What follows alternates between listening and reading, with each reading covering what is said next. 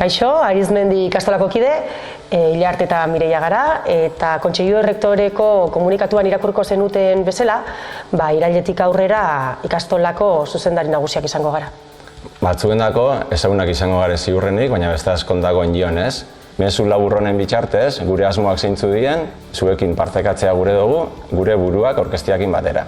Arizmendi ikastolako Kontseilu Errektoriak aurrera eramandako prozesu baten ondorioz, guri kargu hau eskaini ziguten, eta karguarekiko errespetuz eta ikastolarekiko erantzukizunez onartzea erabaki genuen. Zuzendaritza taldeakin batera, irakasle, langile, ikasle, guraso zein kolaboratzaileen ekarpena jasoz jarduteko asmoa daukagu.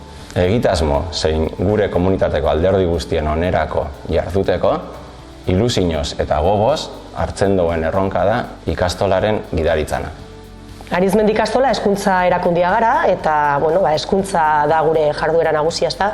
Eta benetan sinesten dugu hezkuntzatik gure bailara, Euskal Herria eta mundua aldatzeko gaitasuna daukagula. Baina hori ezingo dugu bakarrik egin. Arizmendiko komunitatearekin batera, beste eragile eta norbanako batzuekin batera erronka honi aurre egin beharko diogu. Arizmendi ikastolako pertsona ereduaren ezaugarri eta bereizgarriak oinarri hartuta, gure bailarako haur, nerabe eta gazteak heztea da eskuartean daukagun erronka. Elkarlanetik, elkarrekiko konfiantzatik, erantzunkidetasunetik, aniztasunean eta inklusibidadean beharrezkoak diren aurrera urratsak emanaz, ilusioz hartzen duen egitekoa da datorkiguna. Eta, ezin jogu ahaztu ikastolan eredua oso garrantzitsua dela, bai Maulen, bai Tuteran, bai Oionen, baina baita Gipuzkoan eta Lehentz Bailaran be.